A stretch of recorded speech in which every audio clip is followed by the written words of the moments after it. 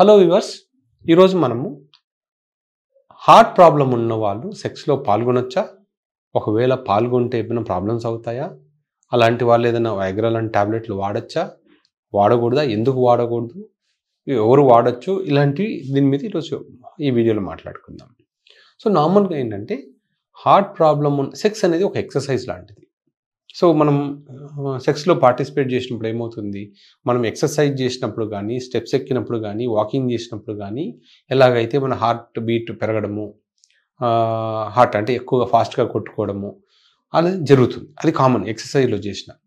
So ఎవరైతే ఏ problem లేకుండా ఒక 3 floors స్టెప్స్ ఎక్కగలుగుతారో, హార్ట్ సర్జరీ అయిన తర్వాత కూడా ఎవరైతే ఒక 1/2 kilometer ఎటువంటి ఆయాసం లేకుండా వాక్ చేయగలుగుతారో, జనరల్గా వాళ్ళకు ఏ ప్రాబ్లం లేనట్టే, వాళ్ళు సెక్స్లో పాల్గొనవచ్చు. సో మనకేమవుతుందంటే సెక్స్లో పాల్గొన్నప్పుడు హార్ట్ రేట్ని మనం కంట్రోల్లో ఉంచుకోవాలి. సో అది మెయిన్ రీజన్. సో మనం ఎప్పుడైతే సెక్స్లో పాల్గొంటున్నప్పుడు బాగా ఆయాసంగా అనిపిస్తే కొంచెంసేపు ఆగాలి. సో రెండో సజెషన్ ఏంటంటే, ఎప్పుడు కూడా హార్ట్ పేషెంట్స్ వీలైనంత వరకు ఉమెన్ ఆన్ టాప్ పొజిషన్లో సెక్స్లో పాల్గొంటే వాళ్ళకి మంచిది. ఎందుకంటే ఒకవేళ ఫీమేల్ పైన ఉన్నప్పుడు ఏమవుతుందంటే వీళ్ళు ఎక్కువ స్ట్రెయిన్ అవ్వాల్సిన అవసరం లేదు. వీళ్ళు ఓన్లీ పడుకొని ఉంటే అవతల వాళ్ళు స్ట్రోక్ చేస్తారు కాబట్టి ఆయాసం రాదు, హార్ట్ బీట్ అంత ఫాస్ట్గా ఇంక్రీజ్ అవ్వదు. సో అలాంటి పొజిషన్స్లో చేయొచ్చు. మూడోది ఒకవేళ సెక్స్లో పాల్గొనాల్సి వచ్చినా కూడా వీళ్ళు స్ట్రోక్ చేయడం అనేది ఫాస్ట్గా చేయకూడదు. చాలా ఫాస్ట్గా స్ట్రోక్ చేయకూడదు. స్లోగా చేయాలి. స్లోగా చేయిస్తే జనరల్గా హార్ట్ ప్రాబ్లమ్స్ ఏమీ రావు. తర్వాత కొంతమంది అంటే హార్ట్ ప్రాబ్లం ఉన్న వాళ్ళకు అట్లీస్ట్ 30-40% పీపుల్కి ఖచ్చితంగా ఎరెక్టైల్ డిస్ఫంక్షన్ ఉంటుంది. సో వాళ్ళు ఈ వయాగ్రా లాంటి మెడికేషన్స్ అంటే సిల్డనాఫిల్ లాంటి మెడికేషన్స్ ఎక్కువ వాడుతుంటారు.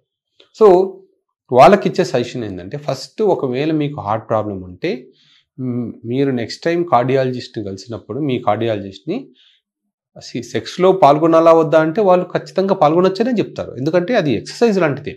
ఇప్పుడు హార్ట్ ప్రాబ్లం ఉన్న వాళ్ళు కూడా రోజు ఎక్సర్సైజ్ చేయొచ్చు, బట్ సింపుల్ వాకింగ్ చేయండి అని చెప్తారు. అంటే పరిగెత్తడం కానీ, అంటే ఎక్కువ ఫాస్ట్గా నడవడం కానీ అవన్నీ చేయొద్దు అంటారు. ఓన్లీ ఒక బ్రిస్క్ వాక్ వరకు చేయొచ్చు. సో కార్డియాలజిస్ట్ని ఏమని అడగాలంటే, ఇలాంటి వయాగ్రా లాంటి మెడికేషన్స్ నేను వాడచ్చా లేదా, నాకున్న హార్ట్ ప్రాబ్లం సివియారిటీకి అలాంటి మందులతో సైడ్ ఎఫెక్ట్స్ వస్తాయి లేదా అడగాలి. నార్మల్గా టెడ్లాఫిల్ లాంటి మందులు అయితే ఏ ప్రాబ్లం ఉండదు. లో డోస్లో వాడినంత వరకు ఈవెన్ హార్ట్ సర్జరీ చేసుకున్న వాళ్ళు కూడా వాడచ్చు. సో 2.5 mg 5 mg వరకు అయితే safe doses. But high dose అయినప్పుడు ఖచ్చితంగా కార్డియాలజిస్ట్ ఒపీనియన్ తీసుకోవాలి.